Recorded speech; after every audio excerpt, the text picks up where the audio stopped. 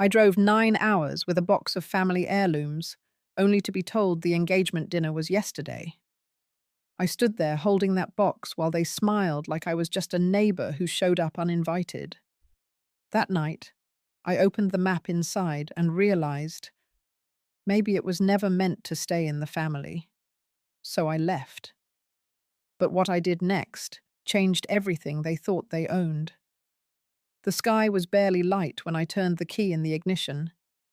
9 hours of highway stretched ahead, and my back already ached at the thought. But I felt steady and full of purpose. In the passenger seat, nestled in a wool blanket, was a wooden box. Inside that box were 3 hand-drawn maps, each more than 70 years old.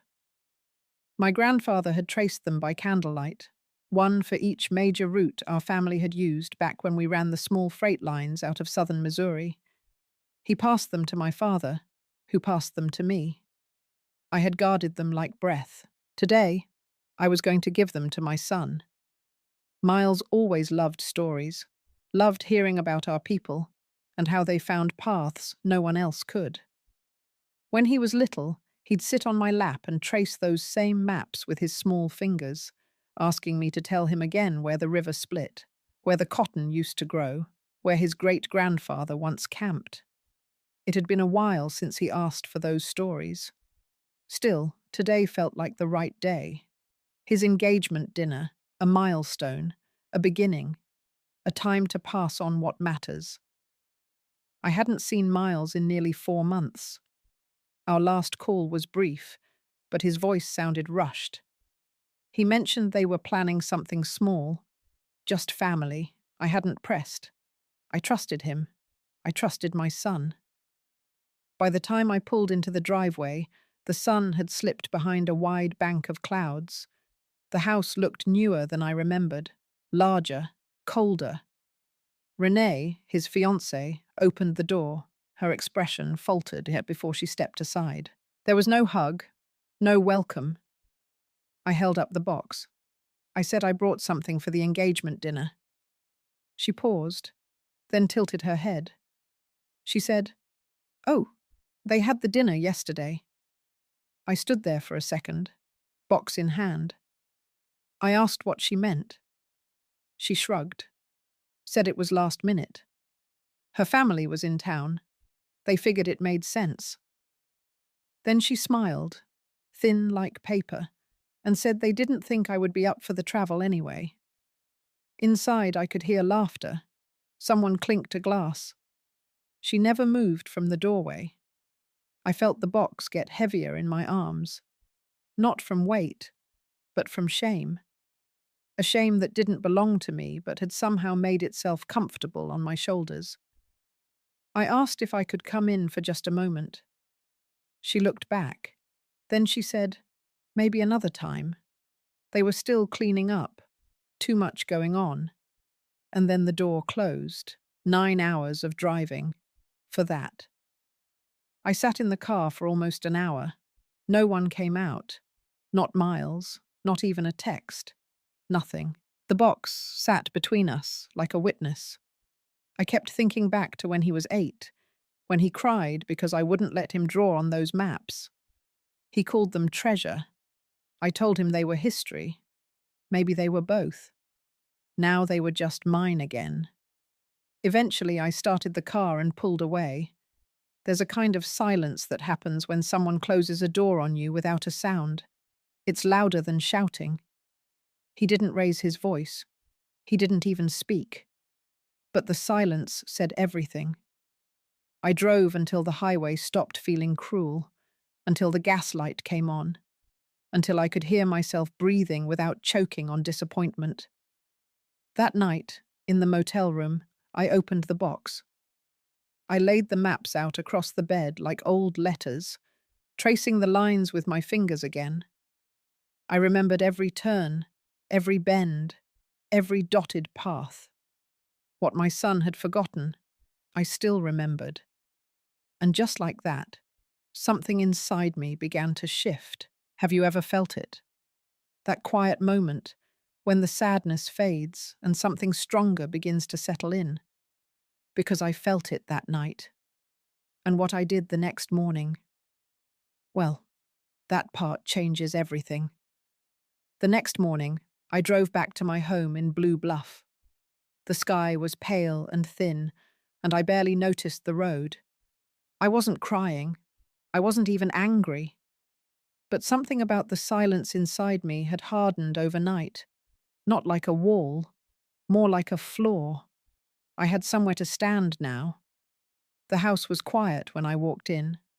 I lived alone since Thomas passed, and the stillness used to bother me. Not anymore. That morning it felt like a relief. I unpacked the maps and placed them back in the cabinet drawer, right beneath the hand-carved compass I once used on my father's land runs. That drawer was always where legacy lived. But something inside me knew the maps wouldn't be staying there much longer. Around noon, I made tea and sat at the kitchen table. I kept thinking about Miles's face when I held him the day he got into college. The boy who used to lean on me like I was his gravity. That boy hadn't answered my call, not even a message. A whole day had passed. I picked up the envelope from the edge of the table. It had arrived 2 weeks earlier from a regional museum I used to work with. They had been inviting me for years to return and help catalogue some historical trade maps. I had always declined. But this time, the envelope had a note from Sylvia Lannister, the director herself. She had heard I was keeping some rare family artifacts. She wondered if I might consider curating them for public view. I never responded. It had felt like too much at the time. Too final. But I opened the letter again, and I reread every word, and then I read it again. Something had shifted in me that morning. Miles's silence didn't just hurt. It clarified. I called Sylvia. She picked up on the second ring. She sounded surprised to hear my voice. Warm, though. Always was. We hadn't spoken in almost a year. I told her I was thinking about the offer, that I had 3 maps from the early 1900s. First-hand annotations, trade lines, route notes in my grandfather's hand, and that I was ready to let them live outside my house. She didn't rush me. She just said they had room for them, and if I ever wanted to come in person, they would be honored. After we hung up, I sat in the living room and stared at the fireplace for a long time. There were no flames, just cold stone, the kind that didn't warm a room, only watched it. It wasn't just about the maps. It was about the way my life had shrunk around my son's needs without me noticing. The dinners I cooked when he didn't show. The birthdays I sat through with Renee's family taking the spotlight. The time I loaned them $12,000 when they were starting that real estate firm and never once brought it up again. Because I believed in him. Because that's what you do for people you love. That love had turned quiet. Not because I stopped feeling it, but because he stopped receiving it. A week later, I visited the museum. The moment I walked into the curation wing, the air felt different, clean, measured. There were tables with gloves and magnifying glasses, walls lined with artifacts, volunteers working silently but purposefully. No one here was pretending to care. They were here because they already did. Sylvia greeted me with a long hug. She didn't ask questions, she only led me to a room labeled Private Collection Intake. Inside, I laid out the maps. I watched her fingers trace the edges with reverence. Not one word about value. Not one word about worth in dollars. Only worth in time. In story. In people. She asked if I would be willing to record a short history, something to accompany the display, maybe even talk to some of their interns. I said yes before I had time to second-guess it. When I drove home that evening, the town felt warmer. Same buildings, same trees. But I saw it all differently, like something had been peeled away from my eyes. Back at home, I cleaned out the cabinet drawer. I didn't leave it empty. I placed a small brass key inside. It had once opened my father's cedar chest. That chest was long gone, but the key remained. I didn't know why I kept it, until that moment. It was the last thing of his I had never shared. Now I was starting to understand why. Some things belong to blood, and some things belong to memory. But some, like maps, like stories, like silence broken at the right moment, they belong to legacy. And I was done handing that legacy to people who didn't want to carry it. I didn't know what would come next. But for the first time in years, I wanted to find out. I went to take out the trash the next morning and passed by the small corkboard near my fridge. For years, that board held old birthday cards, notes from neighbours, and photos of Miles from every stage of his life. First day of kindergarten, senior prom. That summer he spent working in Idaho and came home sunburnt and grinning. But what stopped me was the most recent photo I had pinned. It was from the year before, when I visited him and Renee for Thanksgiving. We had gone to the local arboretum, and a stranger had offered to take our picture. Renee had worn a deep green scarf, and Miles had placed his hand gently on her back. I stood next to them, smiling. That photo had been cut, right through the middle. Renee and Miles remained intact, but my half was cleanly sliced out. I stared at it for a long time, not in shock, in recognition. There's a way a person can be erased from their own life, and the first sign is never loud. It's subtle. When their seat at the table is moved without mention, when stories they told are retold without credit, when memories are edited, slowly, until they fit someone else's version of comfort. I took the photo down, folded it once, and placed it inside a recipe book. I had no appetite to throw it away. Not yet. Later that afternoon, I went to mail a small parcel to the museum. Sylvia had requested a copy of a journal my grandfather had kept during his freight travels. The post office clerk, Sandra, was a woman I had known for 20 years. She smiled and asked how Miles was doing. I smiled back, told her he was busy. Then I paused. I asked if she had time for coffee this week. She looked surprised but nodded. That was the first time I realized I didn't want to explain away what had happened. I just didn't want to carry it alone anymore. 3 days later, I met Sandra at the diner near the old town square. She wore a rust-coloured cardigan and carried a warmth that didn't rush. We sat near the window, where the light made everything feel gentler. I didn't tell her everything, just enough.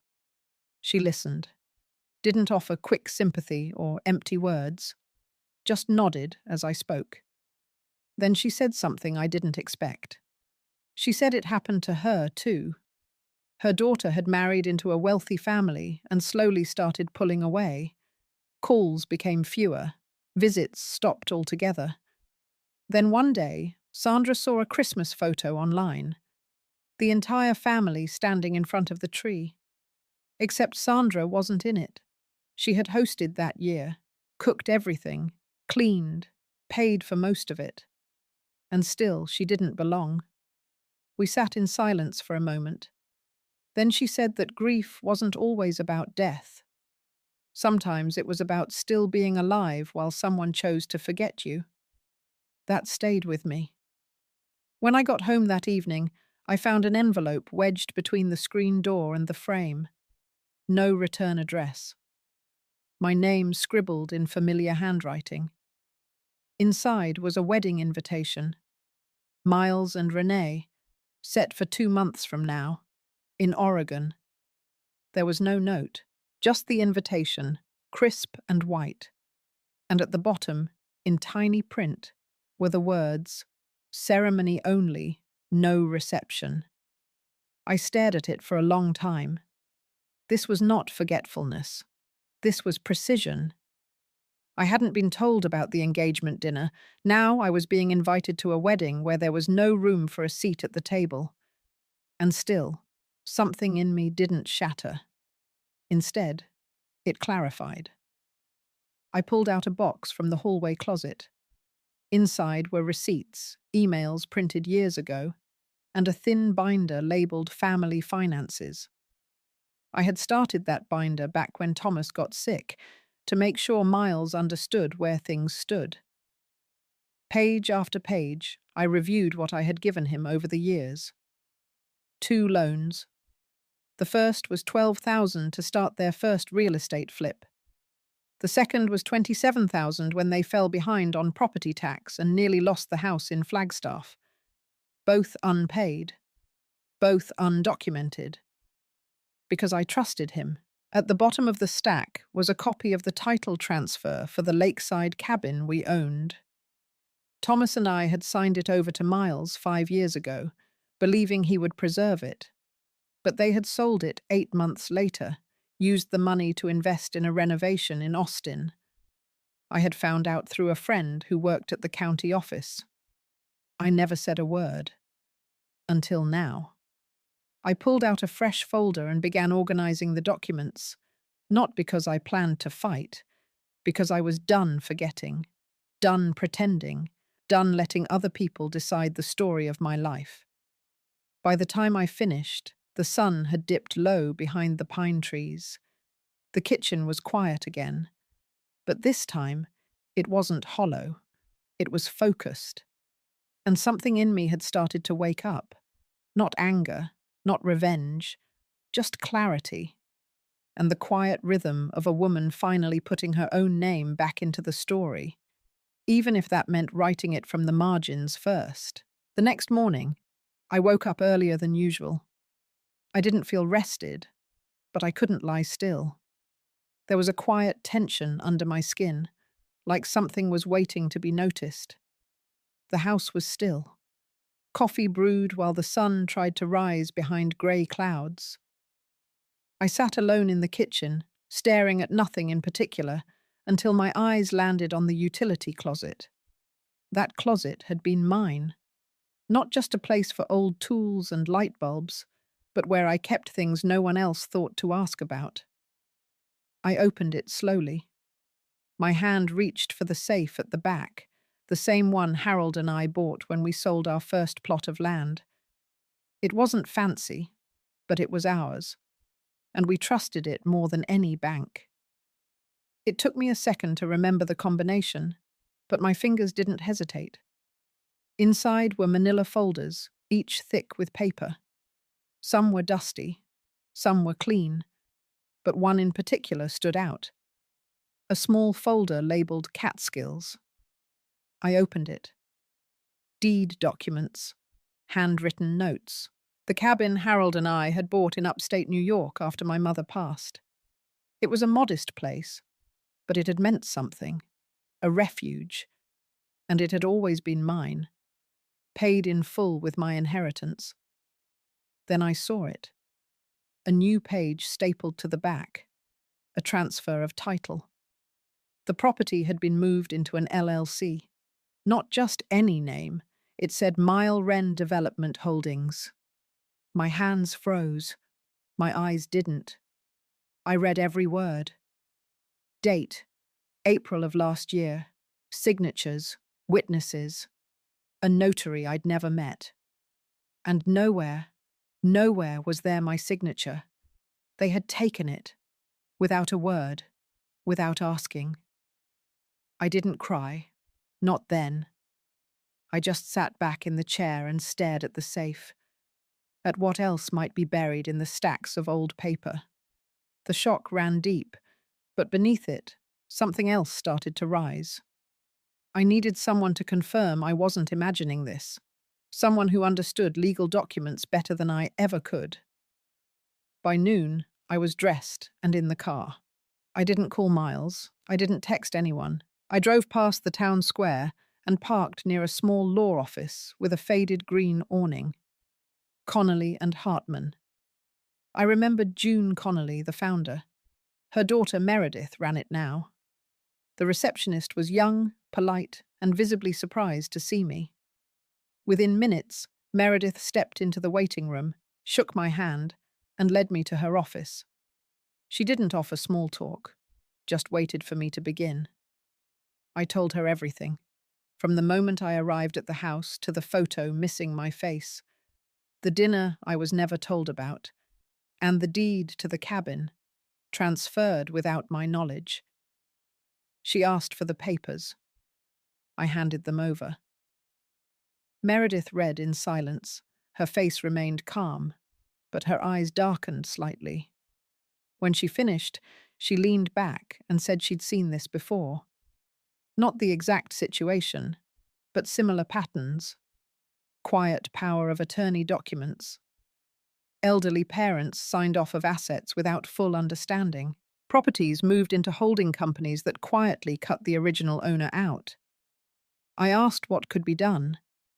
She said she would start by researching the LLC, finding out who set it up, when, and whether my name had been used legally.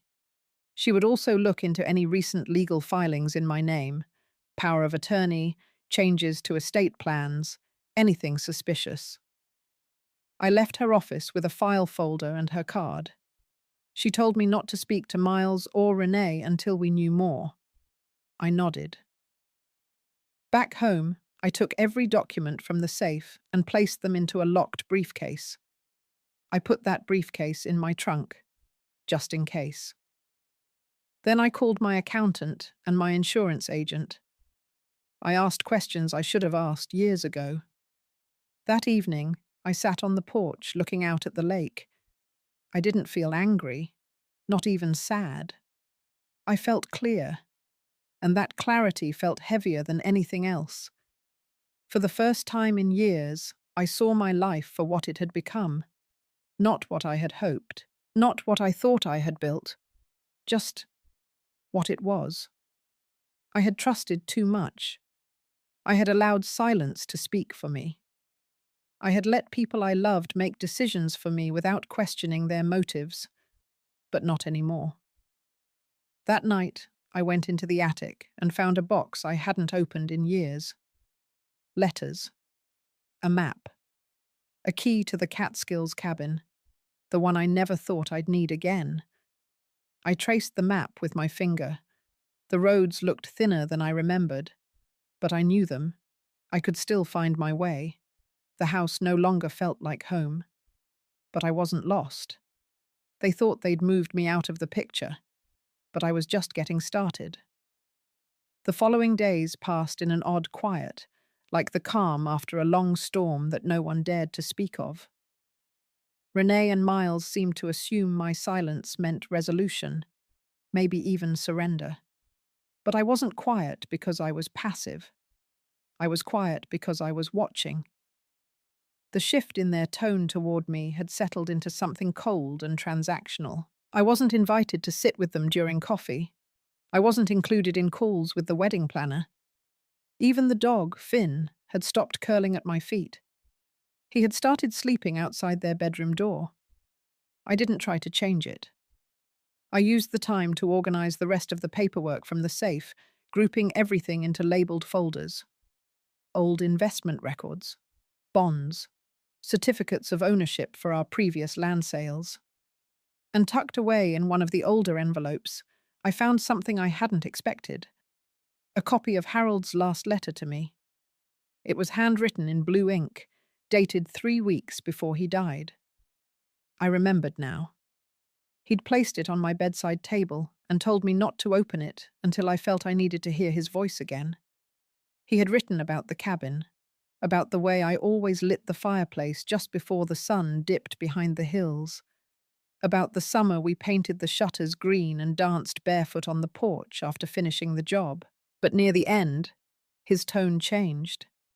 He warned me that people, even those we love, can lose sight of what matters when money or power enters the picture. He told me not to doubt my instincts, and most importantly, he wrote this: "You are the steward of what we built. Protect it, even if that means walking away from those who don't deserve it." I folded the letter back up, slid it into my coat pocket, and sat in the stillness of the kitchen, listening to the clock tick, as if marking down the time I had left before everything changed. The next morning, Meredith called. She had looked deeper into Mile Wren Development Holdings. The LLC had been formed 5 months prior to my arrival, using a P.O. box in a nearby town. The signatory listed: Miles.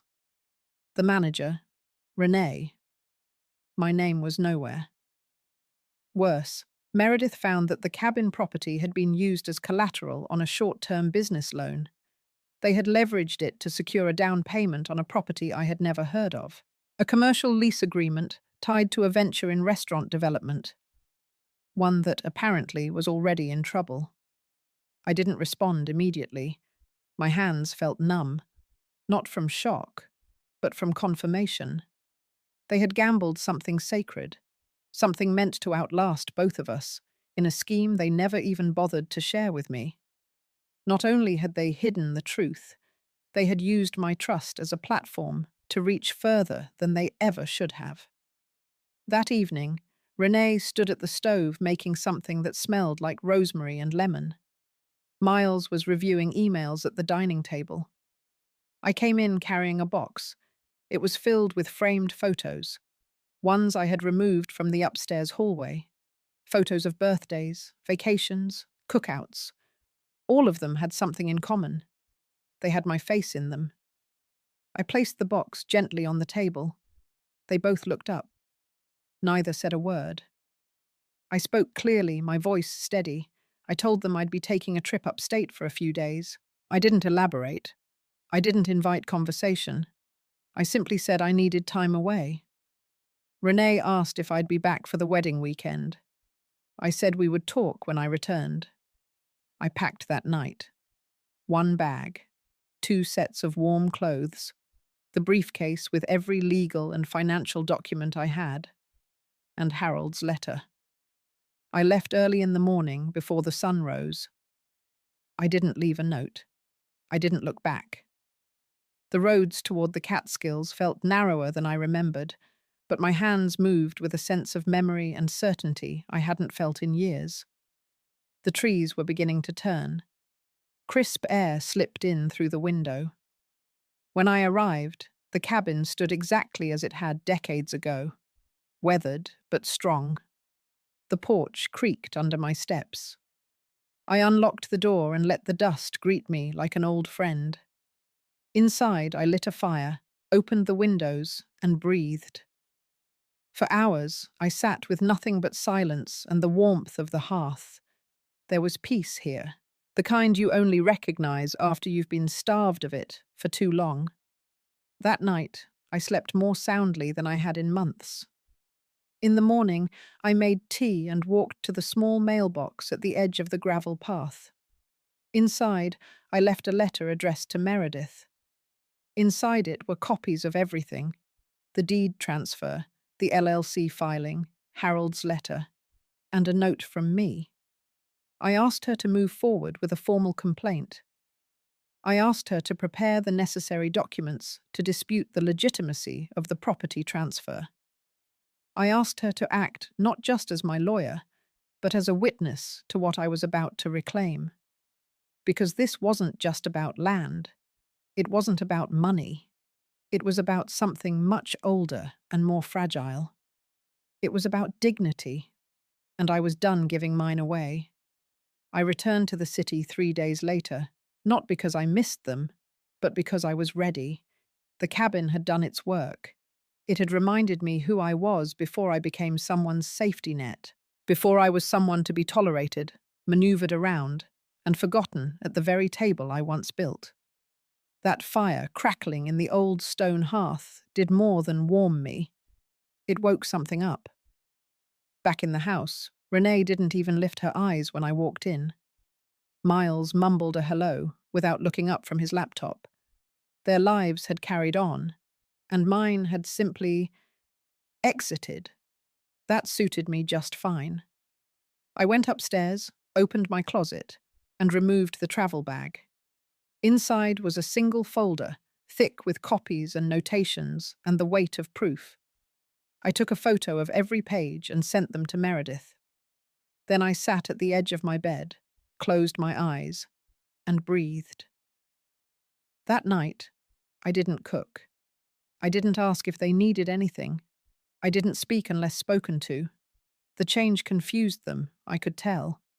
But they didn't press. They were still too confident. A week passed. Meredith called with an update. She had filed the petition to challenge the legitimacy of the property title transfer.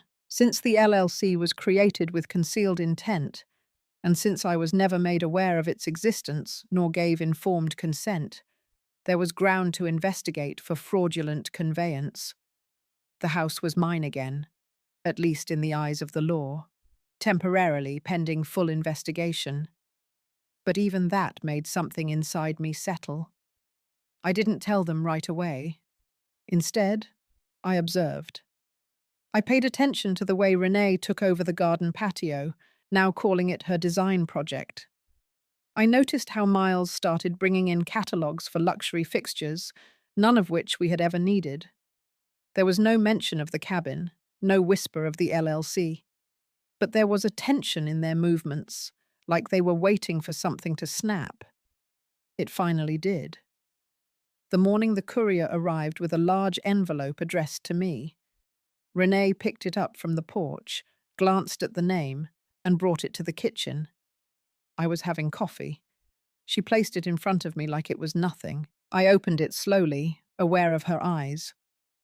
Inside was a formal letter from the county recorder's office, acknowledging receipt of my claim and confirming that the property in dispute was now under legal review. Renee paled. She asked where it came from. I didn't answer. Miles came in. She handed him the letter. He scanned it quickly, then looked at me. His face didn't flush. It fell. He asked what I was doing. I said nothing.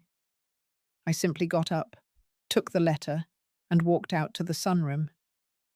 A few hours later, they asked to talk. We sat in the living room. Miles did most of the speaking. He said things had gotten complicated, that they only wanted to help the family's future. He mentioned the restaurant investment, the expansion plans, the timing.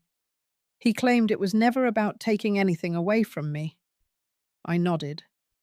Then I asked him why he never told me about the LLC, why he forged my signature on the deed transfer, why he used the cabin, the one place Harold and I built together, as collateral for a loan I had never seen. He didn't answer. Renee tried to step in. She said it was a misunderstanding, that I was always going to benefit, that it was all going to be in the family. I told her I had read Harold's letter again. I told her about his words on stewardship and protection, and I told her the part that mattered most. You do not protect something by giving it away to people who lie. I didn't raise my voice. I didn't cry. I simply told them I had retained full legal control of the property again, and that if they needed to find a new place to live, I could give them 60 days. Out of decency. Miles stared at the floor. Renee stared at me. Neither said a word. And in that silence, I felt something unshackle in my chest. Not relief, not triumph. Something else, a quiet certainty. They had thought they were building something grand, but they never realized they had broken the foundation first. And I had just reclaimed the ground beneath their feet. The 60 days passed like a train through fog. Quiet. Steady. I never had to ask if they were packing. Boxes began appearing near the stairs by the 3rd week. Renee's garden tools disappeared from the patio by the 5th. The clatter of Miles's espresso machine quieted by the 6th. They moved as if trying not to disturb something fragile, as if silence would make it less real. I didn't gloat. I didn't press. I didn't remind them. I went on with my days as I always had. Early coffee, old books, short walks around the neighborhood. The air in the house shifted, not tense anymore, hollow. Sometimes I caught Miles staring at me, like he wanted to say something but couldn't find the words. Renee avoided me altogether. We coexisted in rooms where nothing was spoken, and everything was known. On the 32nd day, I received a phone call from Meredith. She had just gotten out of a conference with a real estate lawyer her firm trusted. He had reviewed everything, and his first words to her were, "This wasn't just an error. This was a long plan." The LLC had been created over 14 months earlier. Miles had filed it under a different name. His best friend was listed as the registered agent. Renee's cousin, the one who always lingered too long at holidays, had signed as a witness. Every thread tied back to them. They had taken their time, moved slowly, waited for Harold to pass, waited for me to grieve, waited for the dust to settle. I wasn't just collateral. I was the last piece to be moved off the board. That night, I sat at the kitchen table with Meredith on speaker. She read through the affidavit draft. Her voice was calm, but I could hear the edge of anger underneath. She said we could file to reclaim full ownership of the LLC assets, to dissolve the fraudulent transfer. She said we had a case not just for property recovery, but for punitive damages. I thanked her, and then I hung up the phone and stared into the dark window over the sink. My reflection stared back. Older, yes, but no longer afraid. By day 42, Miles asked if he could speak with me privately. We sat in the sunroom, the same room where Harold used to nap with the Sunday paper folded across his chest. Miles cleared his throat, fidgeted with his watch. He said he hadn't meant for things to go so far. He said he thought he could manage it better than I could. He said the family needed someone to take charge. I listened. He talked about investments, the business climate, the property taxes. I listened. Then he said something that stopped me cold. He said, "You don't even use it, Mum. The cabin. You sit in this house and you mourn." I stared at him for a long time. Then I told him about the weekend I spent up there alone, about the old log Harold carved our initials into, about the way the trees still creaked, the same way they did 30 years ago, about the letter I found, and the way I felt when I realized my name still mattered somewhere. He said nothing. I stood up, walked to the mantel, and picked up a framed photo. It was from Thanksgiving 12 years ago, the last one with Harold. Miles had his arm around me. Renee was smiling. It looked warm, real, but the woman in the photo had no idea what silence could hide. I handed the photo to him, and I said, "This is what I thought we were protecting." I walked out of the room and didn't look back. By day 54, they had packed the last of their things. Renee didn't say goodbye. She left a note on the kitchen counter, thanking me for letting them stay as long as they had. She said she hoped one day I would forgive her. The handwriting was careful, almost childlike. Miles was the last to close the door. He paused at the threshold, looked around the house one last time. Then he turned to me and said, "I didn't know what I was becoming." I nodded. Then I closed the door. And for the first time in months, I locked it. That evening, I walked out to the backyard, sat on the old wooden swing Harold built, and listened to the wind move through the trees. The silence felt different now. It wasn't hollow anymore. It was mine. 2 weeks after Miles and Renee left, the house began to sound different. Not quieter, but fuller. The silence now had a rhythm, like the ticking of Harold's old clock that I'd restarted, or the distant shuffle of squirrels on the porch roof in the morning. I had space again, space that wasn't haunted by tension. I started reclaiming corners of the house I hadn't touched in years. The sewing room, not for stitching, but for sorting old letters and clippings I had meant to organize. The attic, where Harold's war journals still sat untouched. Even the basement pantry, still lined with jars of pickled green beans and tomato sauce, some of them likely too old to eat. but filled with memory. But peace doesn't always last long. It was late Thursday morning when the knock came. I wasn't expecting anyone. I figured it was a delivery. But when I opened the door, I didn't see a package. I saw Gwen, Harold's cousin. We hadn't spoken in years, not since the funeral. She stood on the porch, bundled in a long tan coat, her silver-grey hair clipped back. She looked smaller than I remembered, and older too, but her eyes hadn't changed. Sharp, unblinking. I stepped aside and let her in without a word. She didn't sit. She stood in the center of the living room, glancing slowly around. Then she said, "You know I always liked you more than your sister-in-law." I let out a quiet laugh. Then she got to the point. "I heard about the transfer and the LLC. You might not know this, but Harold came to me before he passed. He told me he was worried Miles would try something. Said he wanted to make sure you stayed protected." I sat down slowly. She reached into her coat and pulled out a slim envelope. "He gave me this. Said to hold it until I felt the time was right." I stared at it. The handwriting was Harold's. Neat. Blocked. She placed it in my hands, patted my shoulder, and turned to leave. "That's all I came to do. He'd want you to have it now." And just like that, she was gone. I didn't open the letter right away.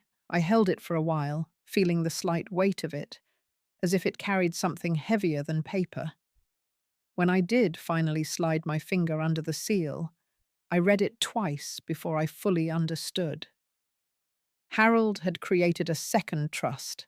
Not for Miles, not for any of the grandchildren, for me. He had transferred ownership of the cabin back to my name 2 months before he passed. Quietly, legally, it was mine. The LLC Miles created had never really owned it. The paperwork they filed, the transfers, they were built on a false premise. Harold's signature on their version of the deed was a copy, not the original. What Miles and Renee had sold was nothing more than a mirage. The land still belonged to me. My heart pounded as I reread the final line of the letter. "In case you ever need to remember who built this life with you, it was never them. It was us." I sat for a long time after that, staring out at the trees beyond the window, my breath steady, my chest tight, but not from pain this time, from a strange rising sense of affirmation. By the next morning, I had called Meredith. I told her everything Gwen said. I scanned the letter and emailed it over. She didn't even try to hide her reaction. This changes everything. Within days, the legal gears began to shift. The lawyer who had originally notarized Harold's documents confirmed their authenticity. The second trust was legally binding. Miles's sale of the property to the out-of-state investor was now a legal mess. The title company involved had already flagged inconsistencies and paused the final transfer of funds. I could almost hear the walls closing in on them. But I didn't feel joy. I felt sorrow. Not because I was uncertain, but because of how far we had drifted. How willing they were to erase me for something they couldn't even keep. One evening, I drove up to the cabin alone. The air was cooler now. Autumn had settled in. The leaves rustled under my boots as I walked the old path Harold used to clear every spring. The cabin looked untouched, empty, but not broken. I unlocked the front door and stepped inside. It smelled like pine and cedar and thyme. I placed the letter on the kitchen table. And then I made tea. That night, I sat on the porch wrapped in Harold's old flannel blanket, watching the stars prick through the black sky. The silence wasn't hollow this time either. It was sacred. And as I listened to the wind stir through the trees, I realized something. This wasn't the end. This was the beginning of the part of my life where I stopped apologizing for surviving. where I stopped shrinking to make space for others who never gave me any. The part where I took back what was mine, not just land, but self. The call from Miles came on a Sunday evening, a week after the legal dust had started to settle. I was sitting at the kitchen table, sorting Harold's old photo albums into two piles, ones I wanted to keep out, and ones I was finally ready to put away. His name flashed across the screen, and I stared at it for a few seconds before answering. He didn't say hello. He said, "We'd like to invite you to dinner." No explanation, no apology, just that. He said Renee would cook, that they'd like to talk, clear the air. He said it like I hadn't just spent the last few weeks unraveling the mess they created. But I said yes. I wanted to look them in the eye. The night of the dinner, I wore the navy dress Harold always said, brought out the blue in my eyes. I didn't dress to impress them. I dressed to remind myself who I was. The house was clean, too clean. The scent of lavender and lemon was thick in the air, almost artificial. The table was already set, with Renee's fancy plates and cloth napkins she never used when it was just me. Renee greeted me at the door with a tight smile. Miles stood behind her, looking like he hadn't slept. Dinner started with small talk. Useless things, the weather, news about the neighbors. Renee mentioned a new Pilates class. I let them talk. The food was fine, bland, but I ate every bite, slowly, calmly. Then Miles finally said it. "We've had a rough couple weeks.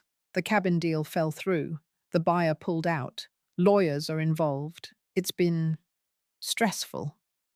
He looked at me then, not directly, more like just past me. "You probably already heard." I nodded once. Then he said, "We wanted to let you know we're ready to move forward, to put this behind us, as a family." It was Renee who added the last part. "You're still welcome here," like she was extending some kind of grace. I placed my fork down gently and folded my hands. "That's very kind," I said, "but I brought something with me." I reached into my bag and slid the envelope across the table. Not Harold's letter. A copy of the legal filing Meredith had submitted that morning. The one that formally froze the assets of the LLC Miles created using my name. Renee didn't touch it. Miles stared at it for a moment before picking it up. He scanned the first page, then the second. His face went pale. "This isn't necessary," he muttered. I didn't respond. Renee said, "You're being dramatic." That made me smile. Then I said, "I spent 35 years standing beside Harold, building what we had, supporting this family, and in a single afternoon, you both decided I was dispensable, that I didn't matter." I paused and took a sip of water. "You sold something that wasn't yours, lied to do it, and you left me out in the cold." I leaned back in my chair. "So no, this isn't about drama. This is about boundaries, consequences." Miles opened his mouth but didn't speak. Then I said what I came to say. "You will no longer have access to any of my accounts. I have rewritten every document, the power of attorney, the trusts, the emergency contacts. Your names are no longer there." I watched the color drain from Renee's face. The air in the room shifted. The polite performance dropped. I added, "I don't do this out of spite. I do it out of necessity. For peace." I stood up and smoothed my dress. "Dinner was lovely. Thank you." Neither of them moved. I walked myself to the door. No one followed. In the car, I sat for a moment before turning the key. My hands were steady. My chest felt light. When I got home, I made tea. I lit a candle on the porch, and I opened Harold's letter one more time, just to feel his words again. I slept soundly that night, and for the first time in months, I dreamed of nothing at all, only silence. Full, sacred silence. A week passed since the dinner. Nothing followed, no calls, no apologies, not even a card. But I didn't need one. Instead, I focused on the next thing, something Harold and I had talked about in whispers near the end, when his breathing had slowed, and he started speaking in short, honest bursts. "We should build something," he had said once. "Something that lasts longer than any of this, longer than land, longer than names." At the time, I had thought he meant the cabin, but maybe he had meant something more. I started spending my mornings at the public library in town, not in the fiction section where I used to browse. This time, I was downstairs, in the little basement room where community initiatives were pinned to corkboards and city meeting notices curled under thumbtacks. I pulled out a folder I had brought with me. Inside were notes Meredith helped me draft. Legal frameworks, non-profit templates. I stared at them long enough that I stopped seeing the text and started seeing faces. Women. Older women. Like me. Women who had worked, who had given, who had been erased or silenced by the very families they built. I thought of Carol, the nurse who used to live down the street before her kids sold her car and moved her into an apartment complex an hour away from everyone she knew. I thought of Susan, whose daughter had tricked her into signing over her retirement annuity, leaving her with a single bedroom in her own house. I remembered every quiet conversation I had shared with them on front porches and in grocery aisles, all the times they had said nothing while meaning everything. So I did it. I filed the paperwork. The Lena Foundation, named after my grandmother, a woman who raised 5 children on her own after the war, and never once complained, even when she had every right to. The mission was clear: to educate and empower women over 60 who faced financial and emotional manipulation from their families, to provide legal clinics, skills workshops, and housing assistance, to create something that let them reclaim the life they thought had already passed them by. Meredith introduced me to a retired accountant named June, who offered to help pro bono. June had once been pushed out of her own practice by her sons. She worked with precision and zero tolerance for nonsense. Then came Ellie, a widowed real estate broker, who had lost her home when her stepson forged her name on a refinance application. She helped me scout a small office space right next to the bus station, easy for anyone to reach. Word spread quickly. At first it was just nods from older women at the diner. Then came folded notes, slipped into my coat pocket at church. Handwritten letters with no return address. Short. Raw. Brave. I read them all. I remembered them all. One letter came from a woman named Judith. She wrote, "I gave everything to them, and now they say I imagined it all. I don't need much. I just want to feel like I exist." I carried her words with me for days. We hosted the first workshop on a rainy Saturday. I bought muffins from the market and made coffee in a borrowed percolator. 6 women came. One cried before we even began. Another brought a stack of unopened bills she had been too afraid to read. I didn't stand at a podium. I sat with them, at eye level. I shared my story. Not the whole thing, just enough. Enough for them to see I wasn't above them. I was beside them. At the end of the session, one woman stayed behind. She wore a burgundy coat and held a small photograph in her lap. It was her younger self, with her husband, laughing in the snow. She said, "I haven't laughed like that in years." Then she looked up. But today came close. That night, I walked home in the cold. My shoes were soaked, my fingers numb, but I felt something I hadn't felt in months. Steady, centered, the kind of peace that doesn't come from being praised or accepted. The kind that grows from doing what is right, even when no one claps. The next day, Meredith called. She said the court had ruled in our favor. Miles's LLC was dissolved. The assets returned. The cabin was now fully protected. I thanked her. Then I told her something I hadn't said out loud yet. Winning the case wasn't the point anymore. The point was this: these women, this room, this ripple. And that was something no document could ever undo.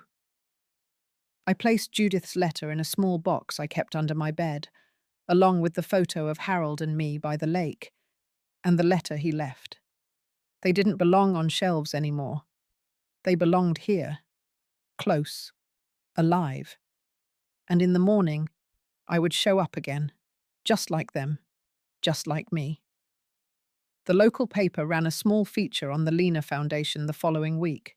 A columnist named Bryn had attended one of our Saturday sessions and asked if she could sit quietly in the back. She didn't take many notes, just watched. I hadn't expected anything. But then came the article. A quiet, powerful piece about women rediscovering their voice. She didn't mention names, just the essence. And somehow, that was louder than anything printed in bold. 2 days later, I got a call. It was from a woman named Michelle Everett. She introduced herself as a program director with the local PBS affiliate. She said she had read the article. Then she asked if I might be willing to speak at their annual Women's Legacy Night. I paused. I had spent months rebuilding from the ground up, pouring my time and heart into something real. But it had all happened in quiet places, folded notes, library rooms, shared coffee. This was different. A stage, a spotlight. Still, I said yes. They held it at the old theatre downtown. When I arrived, I almost turned around. Not because I was scared, but because I wasn't sure my story belonged on a stage. But Meredith was already there, waiting near the entrance in a deep green dress. She looked proud in a way that made my feet move forward. They gave me 8 minutes. I didn't read from notes. I spoke slowly, letting each word come up from my ribs.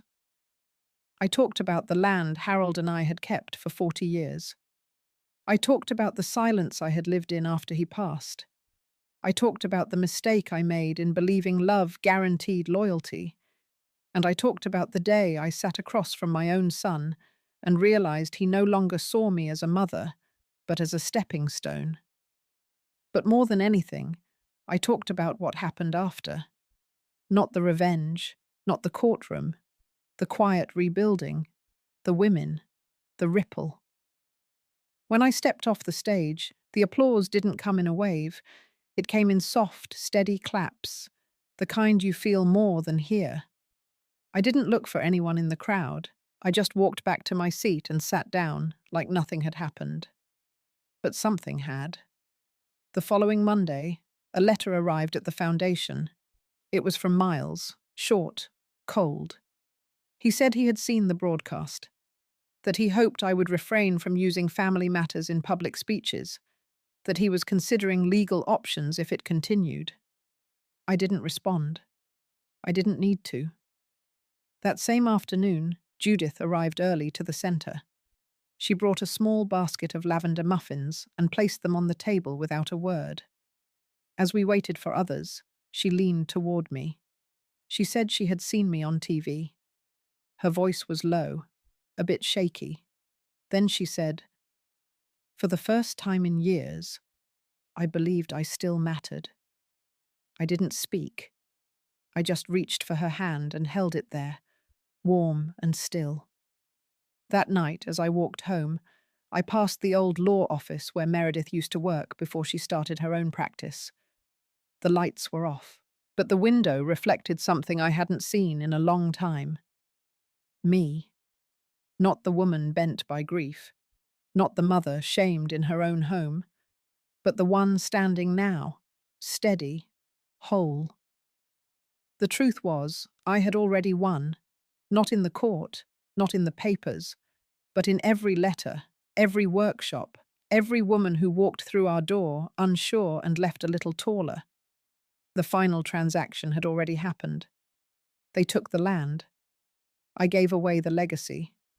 And what I got in return was a life. Unapologetic, unedited, unclaimed. And that, no threat, no letter, no silence, could ever take back. The morning light through my window didn't feel any different. But I did. It wasn't a grand realization, more like a stillness that settled into my bones. For the first time in years, I didn't wake with a list of things to fix, people to protect, or silence to swallow. I simply got up and made tea. Outside, the leaves had started to shift color. The reds and golds came early this year. I sat on the porch, wrapped in Harold's old cardigan, and watched the breeze carry pieces of the past into new directions. There had been no reply to Miles's letter, and I knew there wouldn't be. I had nothing to defend anymore. What I did have was a waiting room full of women by 10 o'clock, each with their own battles and betrayals, some louder than mine, some buried deeper. They came with notebooks and paper cups, and the kind of weariness that only other women could recognize. They didn't come to hear my story. They came to remember their own. And that, I realized, was the point. The last time I saw Miles, it wasn't at a trial or on a news clip. It was a grocery store parking lot, 3 weeks after the PBS event. He looked thinner, not unhealthy, just small. He glanced at me. I nodded. He looked away, and that was it. No words, no apologies, just space. Sometimes silence is a sentence. Later that week, I visited Harold's grave. I hadn't been back in months, not out of anger, but because I no longer needed to speak to the stone to feel him. I brought a sunflower from the foundation garden and tucked it into the grass. Then I stood there, eyes closed, and let everything go. The ranch, the courtroom, the documents, the years I spent begging to be seen inside my own family. Letting go doesn't always feel like freedom. Sometimes it feels like grief walking itself home. But standing there, I wasn't angry. I wasn't bitter. I was just me. A woman with lines around her eyes, stories under her skin, and a quiet victory in her chest. That night, I locked up the center and walked the long way home. The air was cool, the streets empty. I didn't need company. I didn't need recognition. I had already received what I came for. Peace. Not the kind that comes from winning, the kind that comes from not needing to win anymore. They thought they could erase me from a will, from a home, from memory. But I had rewritten myself into something they could never touch.